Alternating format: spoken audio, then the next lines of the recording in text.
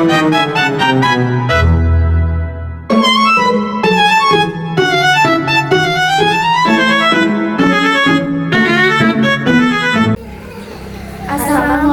warahmatullahi wabarakatuh.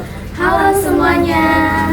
Perkenalkan, kami dari kelompok 7 dengan saya Wahyu Dengan sebagai moderator dan Saya Miatur Rahman sebagai pewawancara. Saya Retnawaningsi sebagai pewawancara. dalam video ini kami akan membahas bagaimana stratifikasi sosial mempengaruhi kehidupan di masyarakat. Stratifikasi sosial adalah pembagian masyarakat ke dalam lapisan-lapisan berdasarkan status ekonominya. Tapi apakah itu benar-benar mempengaruhi kehidupan di masyarakat? Yuk kita cari tahu. Pada kesempatan kali ini, saya dan teman-teman saya akan mewawancarai dua narasumber. Keduanya saya beri pertanyaan yang sama untuk mengetahui bagaimana latar belakang sosial mereka mempengaruhi perilaku dan akses layanan kesehatan. Yuk kita simak wawancaranya. Baik, di sini saya sudah berada dengan narasumber pertama dengan Ibu Lilis. Tuh, Ya, betul. kalau boleh tahu kesehariannya bagaimana Ibu? Keseharian saya di rumah mengurus anak hanya saya sebagai IRT aja. Kalau boleh tahu Ibu tinggal di rumah dengan siapa saja? Kebetulan saya punya anak kecil satu, jadi saya tinggal dengan anak saya karena suami saya kerjanya di luar kota. Baik.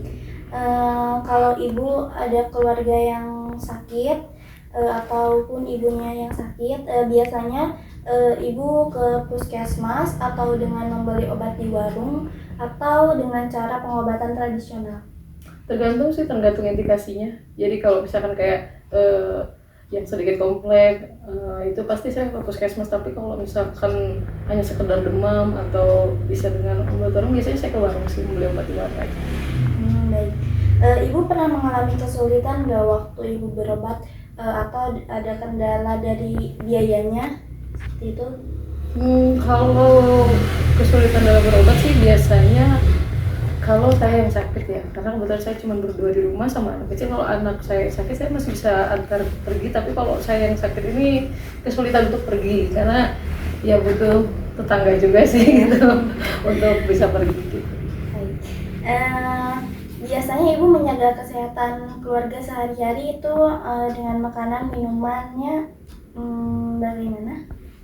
Kalau untuk makanan, alhamdulillah ya dengan ya sederhana, tapi insya Allah 3 kali sehari lah kita makan. Karena untuk menjaga, kalau untuk minuman ya normal aja sih, tapi Menurut Ibu, apakah semua orang punya kesempatan yang sama untuk menjaga kesehatan atau ada perbedaan tergantung dari ekonominya? semua orang sih kalau untuk kesadaran saya rasa semua orang bisa. Tapi kembali lagi untuk saudara-saudara kita yang lain yang memang kurang, saya rasa mereka pun tetap bisa menjaga dengan seminimal itu. Untuk memenuhi hanya sekedar protein, karbonnya ya nasi gitu kan. Itu saya pikir sih bisa sih. Kalau untuk memenuhi kebutuhan atau kesehatan sehari-hari. Ya, baik. Sekarang ini kan ada program pemerintahan seperti kayak BPJS, KIS ya, seperti itu buat membantu masyarakat berobat. Apakah Ibu pernah menggunakannya? Terus menurut Ibu itu penting nggak sih bagi masyarakat? Kalau menurut saya itu bisa dibilang penting dan sangat penting banget, karena untuk membantu saudara-saudara kita yang lain untuk berobat gitu. Termasuk saya sendiri, saya pun pernah menggunakan BPJS untuk berobatan, dan itu memang sekarang perlakuannya itu lebih menurut saya lebih bagus lah. Karena kalau dulu kan harus ya administrasi susah. Kalau sekarang ada BPJS, tinggal bawa BPJS dan itu cepat gitu untuk itunya pelayanannya. Ya. Menurut Ibu, apakah gaya hidup dan tingkat kesadaran di masyarakat desa semakin baik dari sekarang atau sebelumnya? Kalau untuk kesehatan ya, kalau untuk kesehatan sekarang menurut saya pribadi, tapi nggak tahu sih ya kalau untuk saya. Tapi menurut saya pribadi itu sedikit kurang, karena semakin meningkatnya ekonomi, kebanyakan yang saya perhatikan itu termasuk saya kadang-kadang pun pengen yang instan aja. Konsumsi saya pengen yang instan karena lebih cepat dengan kehidupannya sat-sat lah gitu. Ibaratnya kalau sekarang kita begitu. Baik, terima kasih Bu Lilis sudah bersedia menyampaikan pendapatnya. Nah, jadi seperti itu teman-teman, kita sudah mendengarkan cerita dari Ibu Lilis sebagai narasumber pertama kita. Nah, selanjutnya kita akan mendengarkan pendapat narasumber berikutnya. Ini kita sudah bersama narasumber kedua kita, yaitu dengan Ibu Siti. Ibu Siti. Kalau boleh tahu kesibukannya apa Ibu? Kesibukannya bekerja atau Ya kerja rumah tangga. ibu rumah tangga gitu. Kalau boleh tahu di rumah ini tinggalnya sama siapa aja? Sendiri. Sendiri. Ini kalau misalkan Ibu sakit, ininya cara mengatasi berobatnya itu biasanya kemana? Atau mungkin obat-obat warung aja atau gimana? Ya, ayo sakit biasa mah di warung. Kemudian seminggu cager-cagernya berobat. Ya itu. Ke dokter, Ya. berarti tergantung kondisinya ya.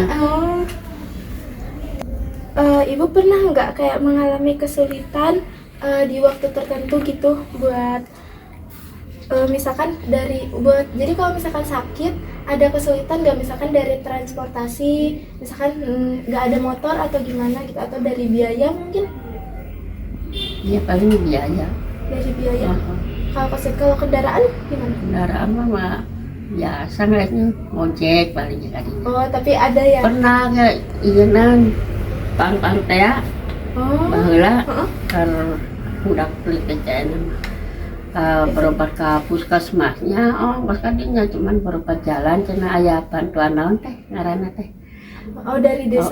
Kuduna mah BPJS apa? di puskesmas langsung. Oh, dari Naon teh puskesmas ngaranna ada. teh.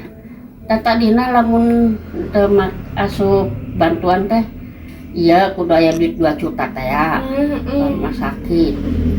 Cenah aya mah teu mampu cenah apa.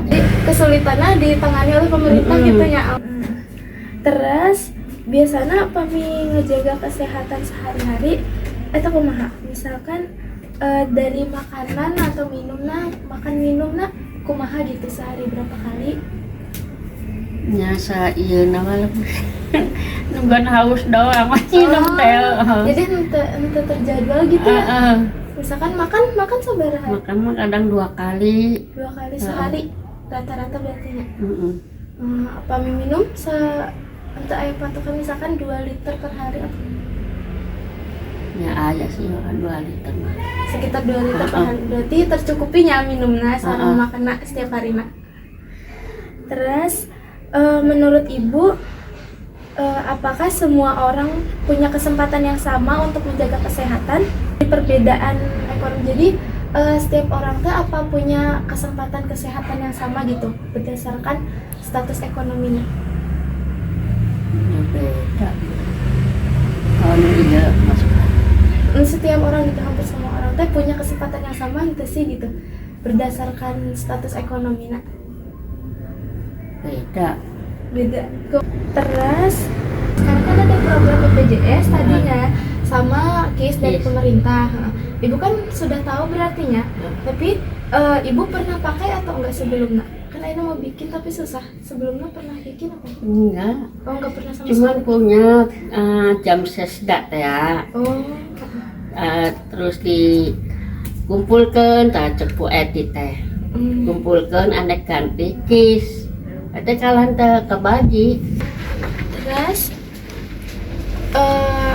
Ibu pernah ikut kegiatan kesehatan di desa entah jika kayak penyuluhan kesehatan atau posyandu gitu.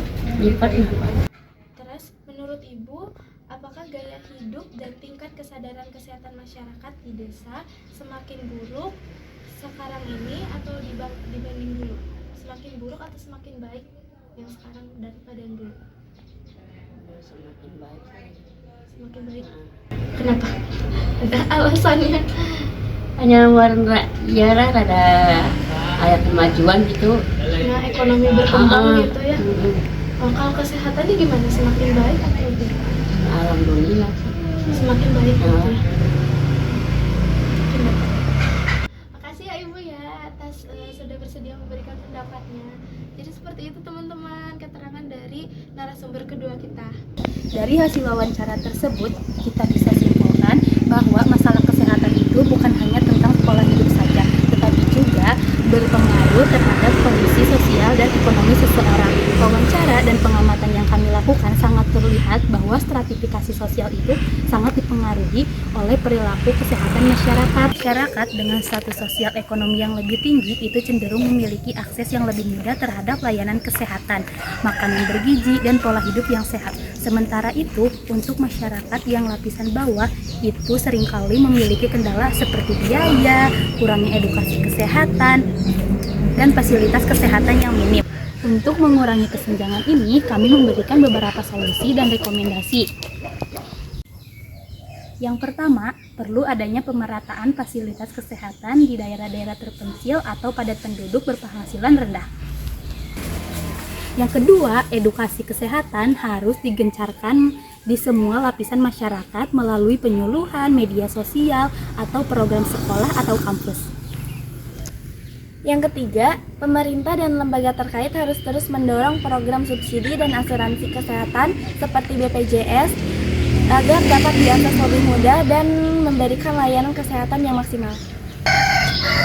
Yang keempat, pemberdayaan masyarakat dengan hidup sehat dapat dimulai dengan kegiatan-kegiatan sederhana seperti senam bersama, kebun sehat, dan makan bergizi murah dapat menjadi langkah awal yang efektif untuk mendorong masyarakat untuk hidup sehat dengan sumber daya yang terbatas. Dengan kerjasama antara masyarakat, tenaga kesehatan, dan pemerintah, kita bisa membangun sistem kesehatan yang lebih mudah dan adil untuk semua di kalangan masyarakat. Terima kasih telah menonton video ini. Semoga bermanfaat dan menjadi pengingat bahwa membangun masyarakat yang sehat itu dimulai dari perhatian kita bersama. Sekian dari kami. Wassalamualaikum warahmatullahi wabarakatuh. Sampai jumpa.